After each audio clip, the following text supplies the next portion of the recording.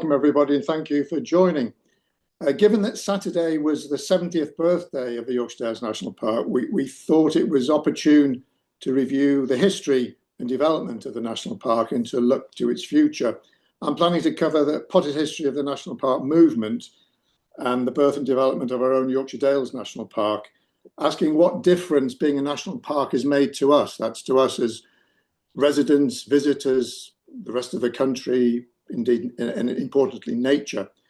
And then I'll consider what are the challenges and opportunities from my perspective that I think faces the national park today.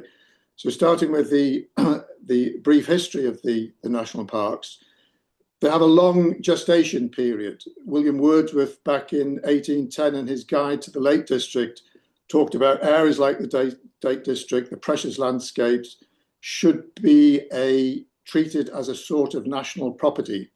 The Americans beat us to it, but the interest in access continued to grow in the UK.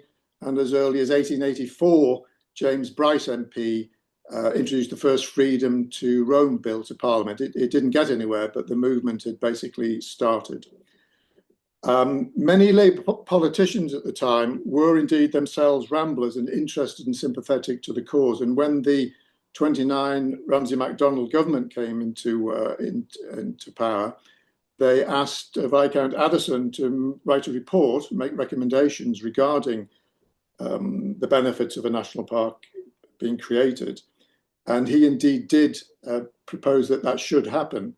But at the time, there was a deep recession, the Labour Party lost power, so the idea fell away. But the interest continued, and 1932 is a really important date when the trespass on Kinder Scout occurred, when people were willing to be jailed. In fact, 5 of them were, for the right for access so that they could enjoy open spaces and have clean air to breathe.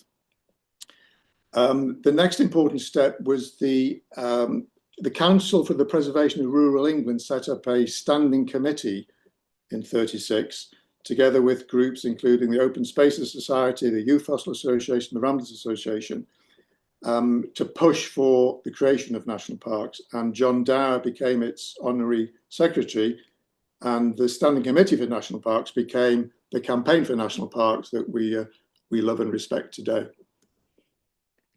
So John Dower was born in Ilkley. He moved to the Dales. He lived in Kirkby Malham from 1939. He was an architect by background, and he was passionate about the need to preserve the beauty of our special areas and to make sure there was access for people to enjoy them. He made a report in 1938, The Case for National Parks in Great Britain, and he campaigned on that basis. In 42, he was invited to prepare a parliamentary report on the possibility of setting up national parks in England and Wales. And his report, National Parks in England and Wales, was issued in 1945. And you can see from the slide that the issues that he identified are those that we're still very concerned about today. The report led to the proposal for 12 national parks to be created, all of which now are designated. And in 1949, unfortunately, that was after John's death, he died in 1947, the very important National Parks and Access to the Countryside Act was passed. And that's the 75th anniversary that we've been celebrating this month. The first national park was created was the Peak District in 51, and the Yorkshire Dales was designated on the 16th of November. It's quite interesting that John referred to the need for farming to be used effectively. Farming isn't mentioned in the act itself, but it is something which we'll return to as we go through this presentation. So a little more on John. This very Monday there was a celebration in Malham. John, as an architect, had designed Malham Youth Hostel, and it was in the area that he did a lot of his thinking about the formation of national parks. And this event was to celebrate his contribution, and a blue plaque kindly provided by the Yorkshire Society was unveiled. And the gentleman on the left is Robin Dower, the youngest son of John and Pauline Dower. and Baroness Heyman from DEFRA is there, the chair and chief executive of the Youth Hostel Association, and David Butterworth, the chief executive of the National Park Authority, is on the right. David made a statement at the event that the national parks in England and Wales were made in the Yorkshire Dales, and I think that is true. So that was a very timely and enjoyable event to celebrate. So the national parks had been created, but they went through quite a few modifications and changes. A very important report in 1974 from Lord Sanford. He introduced the Sanford Principle, which you probably know means that when there's competition between conservation and enjoyment, conservation would take priority. But he also made important recommendations about clarifying responsibilities within the national parks and making sure they had robust plans for them to be operational. Other reports ensued. The Roberts report eventually led to the Environment Act in '95, which was shepherded through by Michael Heseltine, and this created really the modern national parks in England and Wales, where the purposes were refined and the authorities became independent bodies.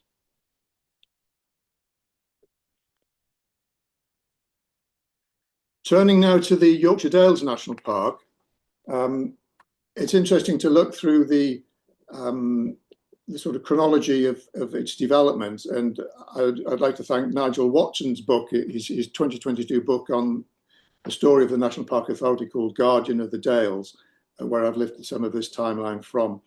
But the first 20 years, if we're honest, not a lot happened. One of the faults with the original act is it wasn't clear about how these national parks should be run.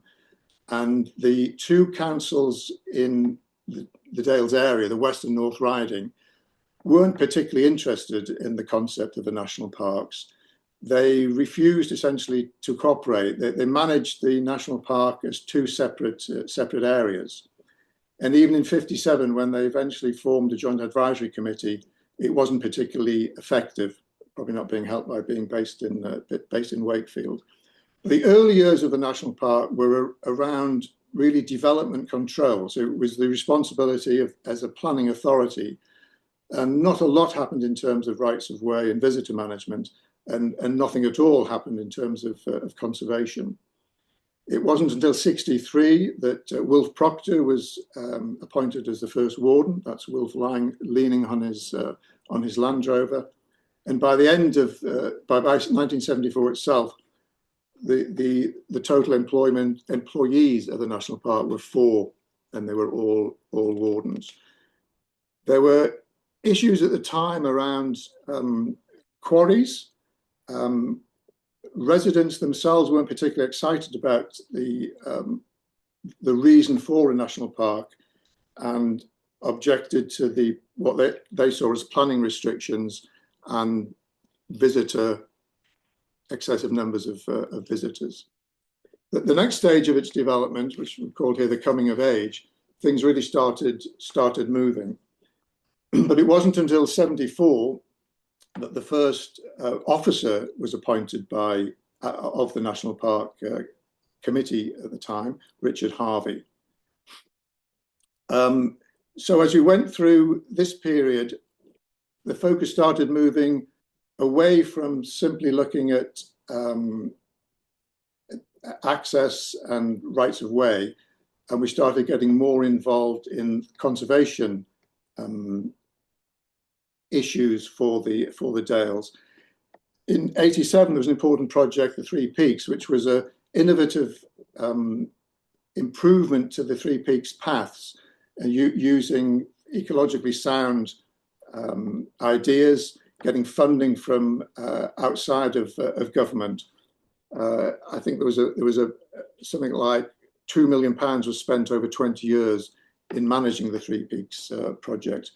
We also got involved in conservation areas. So the largest conservation area in England at the time was the Swaledale and Arkengarthdale Barns and Walls, and that I'll come on to describe was a successful development.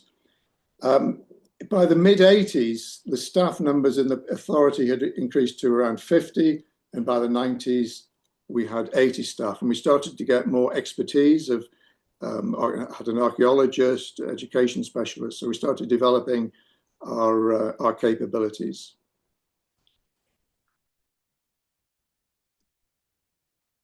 The really important period, I think, was in '95 when the Environment Act created independent authorities. So we lost the control from the councils, and we were an independent authority.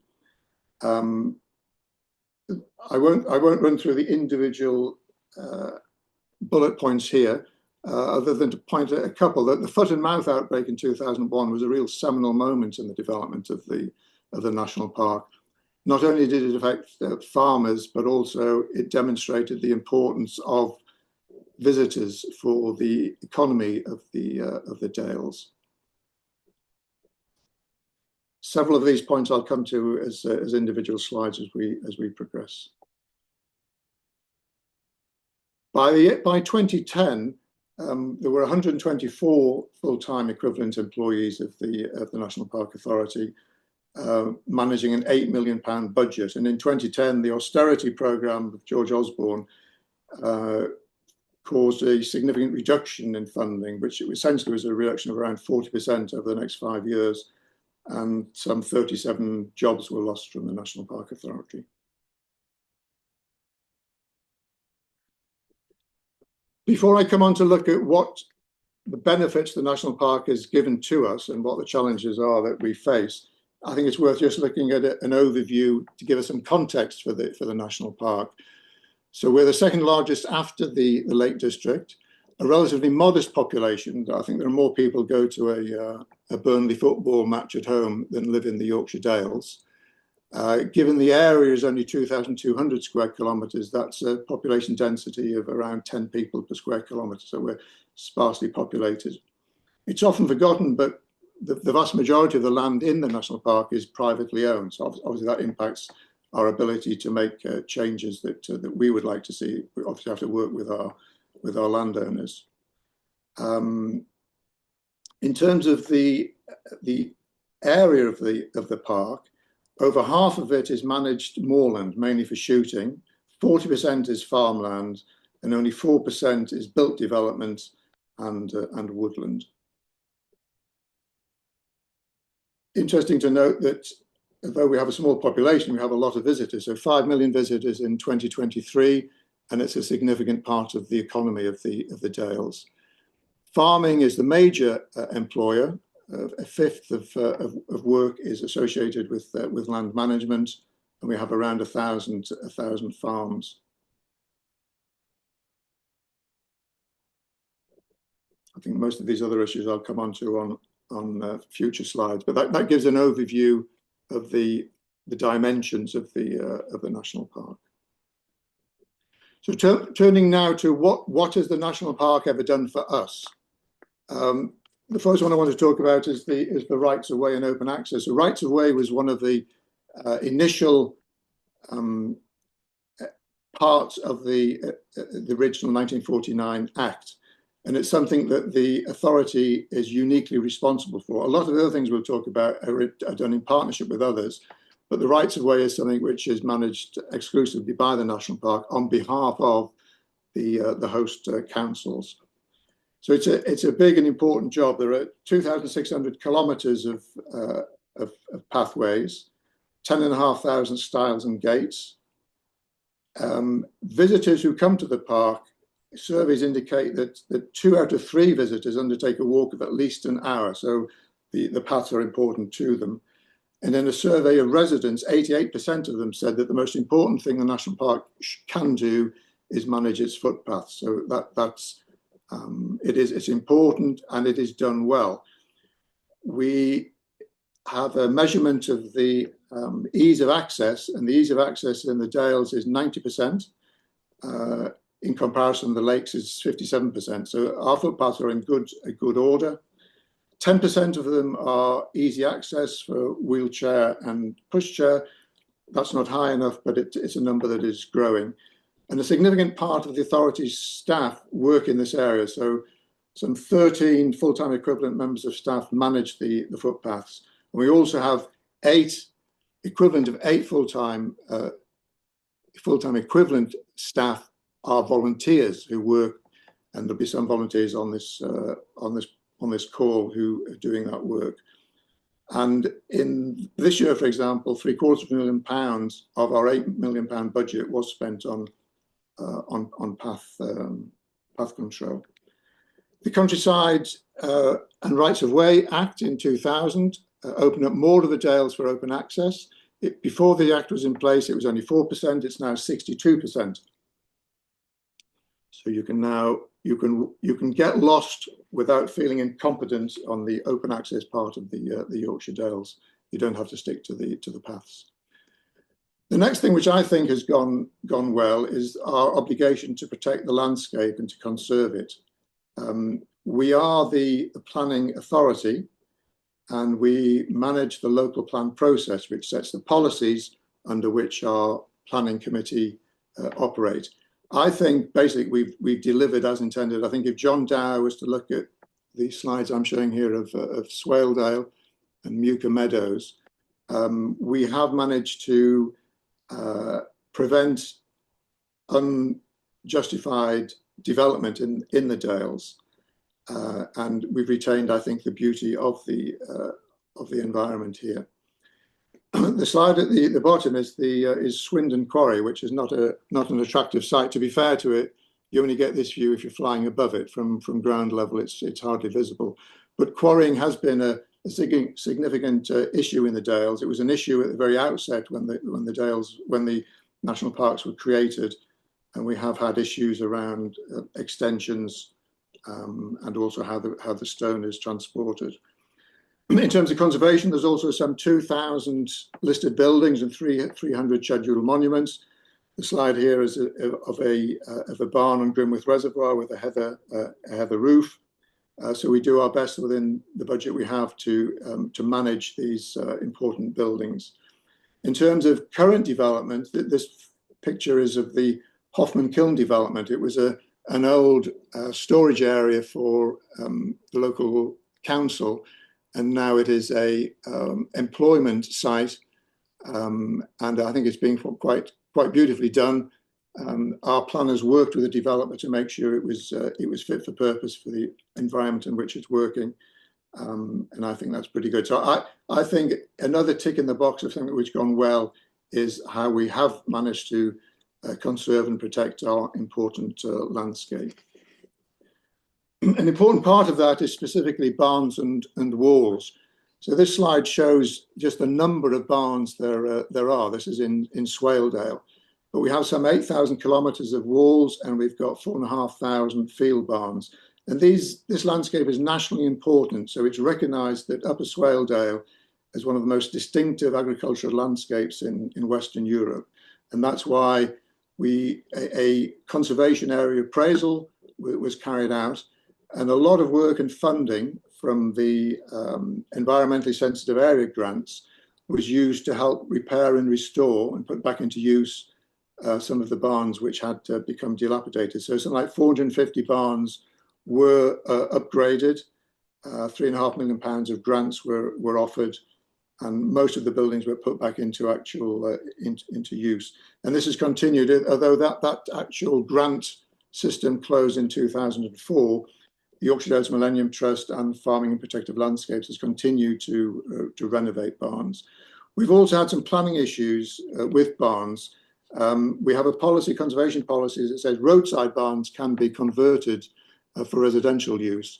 And one of the sort of more controversial parts of our planning committee deliberations is when is a roadside barn, and some have been approved. This one against offers a recommendation, which weren't particularly roadside. But again, I think in terms of looking after a really important part of our cultural heritage, this has gone well. Another success story has been the protection of green lanes.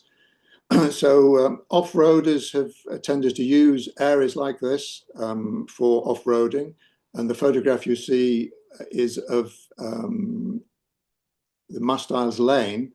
This photograph is from Colin and Fleur Speakman's history of the Yorkshire Dales Society. And I think the gentleman taking the photograph is Chris Bonington, who was interested in the subject at the time. But you can see they make one hell of a mess. But this was a good example of how the authority worked with others, with the Yorkshire Dales Green Lane Alliance and the Green Lanes Advisory Group, and worked with government to introduce traffic regulation orders in 2006, which enabled the National Park Authority to impose these orders. And we actually, officers were part of the drafting of the law on this. And the photograph on the right is what Mastiles Lane looks like today. It's a fantastic walking, cycling and riding route between Malham Tarn and Kilnsey. So this, I think, was another great success. Other national parks are still struggling with the issue. The Lake District has problems today with off-roaders. But I think by working in partnership with the various groups and with the local access forum, on which incidentally some of the representatives of off-roaders are there, I think this has worked out pretty well. And the 23 assessment reports show that there was 95% compliance with these traffic regulation orders. So again, I think that's been a success and a feather in the cap for the National Park. This next partnership, the Yorkshire Peak Partnership, I think has been a tremendous success. This group, which was formed in 2000 and when was it? 2009. I went to his 15th birthday party a few weeks ago. But it's a group that was set up from the ecologists from the National Park Authority and the Yorkshire Wildlife Trust, who'd got a significant legacy left to them. They set up a partnership to restore the peatland of the Yorkshire Dales, and their mantra is to re-wet, replant, restore. They have done that. They have, or the map shows the work that they've done to date in green and work in progress in yellow, and they've more or less improved the management, put into management over half of the bog in the Yorkshire Dales. They have, through odd decisions back post-war, when these areas were drained to try to make them to be cultivated, we are now blocking those drains so that we can re-wet the area, and a tremendous effort is done through contractors to make this happen. But it's been a huge success, and it's a massive contribution to climate mitigation and also to biodiversity. I have a couple of slides of what the outcomes look like. So this first one is Fleet Moss, a before and after. The before looks almost something like the Somme, and now it's a rich, vibrant sphagnum moss growing. And the other one is Swarthmoor near Dry Rig Quarry, which is also in much better state than it was. So I think this has been an amazing success, and it's a partnership that that's working really well. Another very successful initiative was the formation of the Yorkshire Dales Millennium Trust. So this was set up in 1997 as a Millennium Commission project, originally as the charitable arm of the Yorkshire Dales National Park Authority. It was originally expected to be around for 5 years, and it's still going strong today after 27 years. And they're achieving some stunning results. So this is the impact that they have had in numbers. They have focused on people, landscape and wildlife. They have their own project management capability. They enable others through grant offer, and they work in collaborative partnerships. So the stuff they're doing is a wonder to behold. They're bringing thousands of young people into the Yorkshire Dales, offering short and residential stays. These are underrepresented groups. They're offering rural apprenticeships. They're increasing woodland cover. They're restoring our meadows. They're helping with barn conversions. So I think this is a great model. I don't know how many of the national parks use it, but it's really delivering. Friends of the Dales. Now previously known as the Yorkshire Dales Society. They were set up in '81. I'm sort of preaching to the choir a little bit with this group, but they were founded to be a bridge between people inside the park, outside the park, to act as a critical friend to the National Park Authority, and I think have delivered some excellent results for the national park, particularly the setup of the Dales and Bowling Community Interest Company that Victoria mentioned. I believe there's been something like 400,000 journeys made by this company, getting people on Sundays and bank holidays around the Yorkshire Dales. They've also had great success in many campaigns, including the Green Lanes that we've talked about. They do a really good job in terms of education. The Yorkshire Dales Review is a very good magazine. They've run interesting events, one on river quality a few years ago, which was, I think, excellent. So I think that's another success story of the Dales. We mentioned quarries earlier. One of the issues is that previously all of the material from the quarries was taken out by road, despite there being a rail line that runs by these quarries. With pressure from groups including the Yorkshire Dales Society, but also the National Park Authority, pushing the need for rail use. I think another positive is that in 2016, two of the quarries, Dry Rig and Arco, were connected to the rail line. And as we speak, a connection is being made for the Horton quarry. So rather than 400 wagons a day going up and down Ribblesdale, that number is now reduced. And that, again, is a positive development. The National Park extension was a success. This was really unfinished business. When the National Park was initially designed, important bits were left out, which had the same interesting landscape characteristics as the original National Park. So after lots of lobbying from many groups, including Friends of the Lake District, the National Park Authority themselves, the Yorkshire Dales Society, in 2015, the park was extended. It's grown by almost a quarter, with areas now in the Orton Fells, the Northern Howgills, and Barbour Middleton in the west. In terms of the impact of this, I think we've seen improvements in the rights of way. I think farmers are enjoying the additional advice and funding that's available from being a national park, and visitors numbers have grown and businesses have thrived because of that. So that was unfinished business, which was delivered. A very important role that the authority plays is in terms of offering advice to farmers. Farming is very challenged in this area, and at the moment there are significant issues around the introduction of the Environmental Land Management Scheme. Our officers, who are often farmers themselves or have farming experience, are able to work with farmers and really help them understand the best approach that can be made to the different schemes available, and are able to offer funding. So the Farming in Protected Landscapes, that's delivered something like £4.5 million worth of funding in areas such as environmental improvements, climate management, nature, people and place. So that's been a great success. But over the years, lots of projects have been initiated, worked with farmers, and I think have made a really significant contribution to the farming community.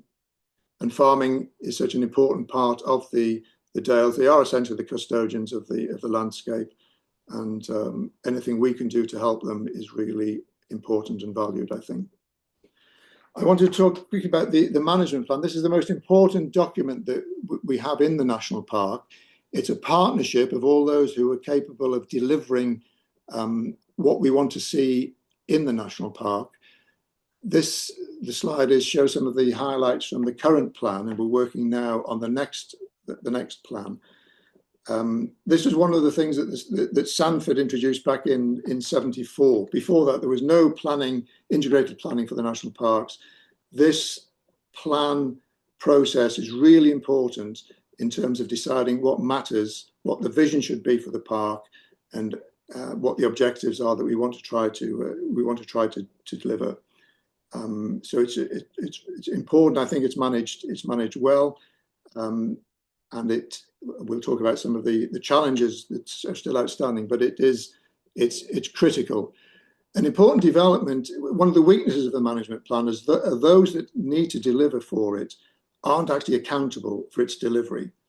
And the Levelling Up Act, which was passed by the last government, strengthens the management plan. And now authorities are obliged to seek to further the purpose of the park, not simply to have regard to. So it was a rather passive approach previously, but now they really are accountable for delivery. And I'm hoping this will be a change which will enable the management plans to be more effective in how they deliver for the national park. The other key process is the local plan.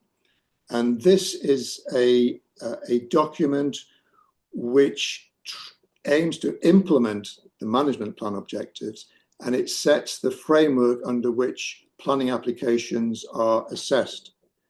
So a really key document. Again, I think the process for how this is arrived at is a robust one. Consultation with the public. It's a robust process. We're going through it right now. There are issues around housing allocations that are being managed, but it's such a fundamental part, together with the management plan, of how we can deliver. And as I say, consultation is happening right now, so there's an opportunity for anybody to contribute both to the management plan and to the local plan. So again, I think that's something that the National Park has done well.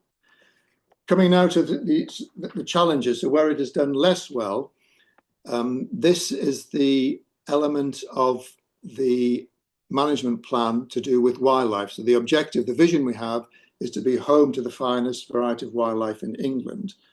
And the reality is we're not doing very well. We know globally we are challenged with nature recovery, with extinction of species. I suppose to start with a positive, at least we know we're in trouble. The Campaign for National Parks have done a health check amongst the national park authorities as to how nature recovery is being managed. And I think we're the only park that actually has specific time-bound measurable objectives within its management plan. So we know the gap between where we are and where we need to be. And the reality is we're struggling in terms of looking after our priority species, that the habitat is not always suitable for them. The habitats themselves are not in the state they should be. So inside our triple SIs, only 29% are in good condition. And these should be exemplars for the rest of the country. So in terms of the habitats, there's a lot of work that needs to be done. River conditions are poor. They're better than the national average, but the good ecological status has fallen to 51% now in rivers in the Dales, and that's becoming a national issue of interest. So there are lots of issues around our nature recovery. One of the elements there is illegal persecution of raptors, which breaks my heart. That we've seen some improvement in terms of hen harrier fledging, but we still have terrible cases of birds being brutally killed, which is clearly not part of nature recovery. So nature recovery is a big challenge. We're not doing as well as we want to do, or that we have in our plan. And the solution to that, I hope, is the nature recovery plan, which was developed by the Yorkshire Dales Biodiversity Forum. And this really looks to make sure we have bigger, better, and more joined up habitats for our species in the Dales. Really important subject. When we surveyed our when we did a survey for what should be in our management plan, nature recovery came top of the pop. So people care about it. They realise we have a lot to do in the area. It's closely linked with the climate issue because a lot of this is to do with how we're going to farm the area. Farming contributes 60% of our emissions in the national park. So this recovery plan is a roadmap of how we're going to get to where we need to be. And there are some very specific targets and objectives in it, which are being fed into the management plan. So around woodland creation, peat restoration, which we talked about, meadow creation. A lot of it will be to do with how successful we are in introducing high value, nature focused farming, nature friendly farming. And frankly, we need to have lower numbers of sheep, different breeds of cattle that are suited to the area. So there are some changes that need to be made. And these will not happen unless the environmental land management schemes are supportive of this initiative. So much depends on the government laying its egg well in terms of how ELMS is going to operate. If ELMS fails, I really worry that we won't be recovering nature as we need to. But if it is supportive and helps with nature recovery, I think we can see a way through the difficulties that we're in.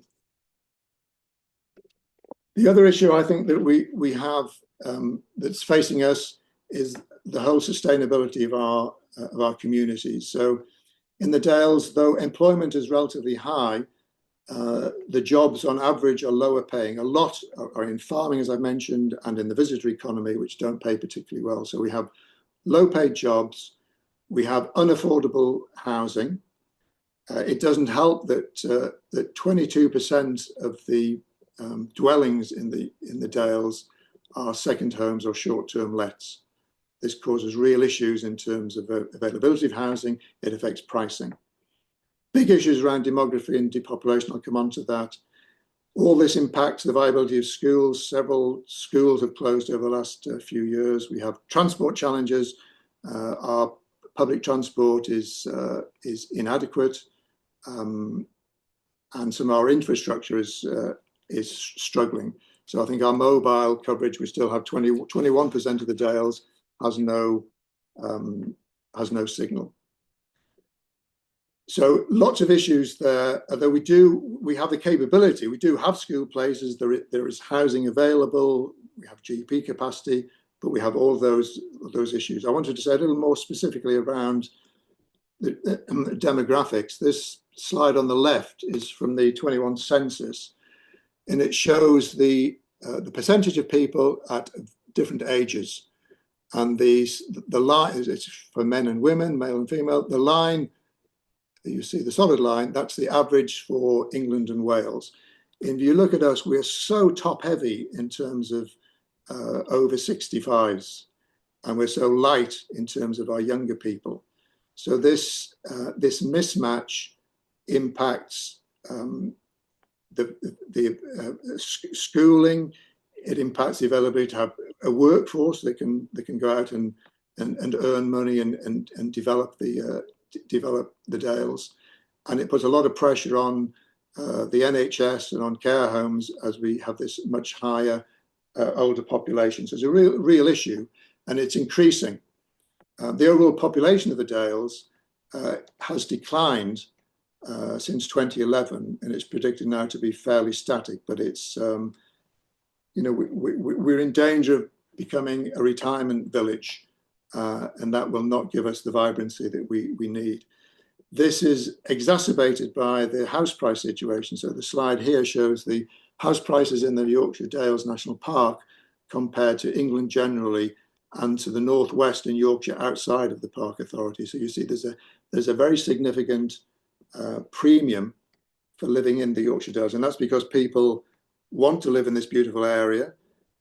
It's because the great planning capabilities we have, the restrictions that we have, make it people feel more comfortable that they're not going to have a big development on their doorstep. We also have the issue of the second homes that I've mentioned, which increases prices and reduces availability, and these under-occupied properties. So these are really big issues, that will affect the future of the Yorkshire Dales.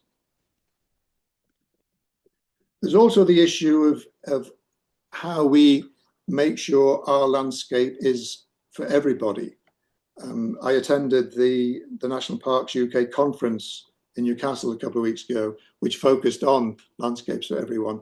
And this first slide is interesting. This was presented by Maxwell Ayamba at the conference, who made the case that the national parks remain mainly white spaces. And these are two photographs, one back in April *54 at the old Nag Head pub Edale. And this is when the Warden and Ranger Service was being set up in the Peak District. And those are the folk that turned out to celebrate that. And that event was recreated in April this year. And I'm afraid to say, if you look, it's exclusively white faces, and really have to ask ourselves, what are we doing to enable the whole of the population to be interested and able to visit the national park? And this, though this looks at the Peak District, within the Yorkshire Dales National Park itself, most of our offices are white. If we look at our own board of the National Park Authority, it's exclusively white. So there's a real issue around how we're able to reflect the needs of other parts of our community and attract them into the Yorkshire Dales. Likewise with access. So at the same conference, I was amazed to hear that 23% of the population have some form of disability, and the national park should be an ideal place for them to refresh themselves spiritually from a health point of view. And we've really got to think about, are we doing enough to enable people to access the Dales? And if you go back to John Dower's original principles, he really wanted to make sure we were welcoming everybody to the Dales. So I think there's a big issue here that we all need to address. So in conclusion, I think the authorities had a faltering start because of all that issue around lack of clarity on governance and not a great deal of help from its host councils. But I think, given the powers and resources it has delivered, I think, real benefits for us and for nature, although lots of challenges. So that's my perspective as somebody who has worked with the National Park Authority and is now a member of it. So I think it's important to recognise it has powers which are limited. It can try to convince people to do stuff, but it has to work in partnership with them. And in terms of its resources, well, I'll come on to separate funding as a separate issue. But I think it's delivering. The areas that I think we need to be focusing on, I've talked about nature recovery and climate breakdown, and so much of this depends, in my mind, as to how we're able to develop our farming.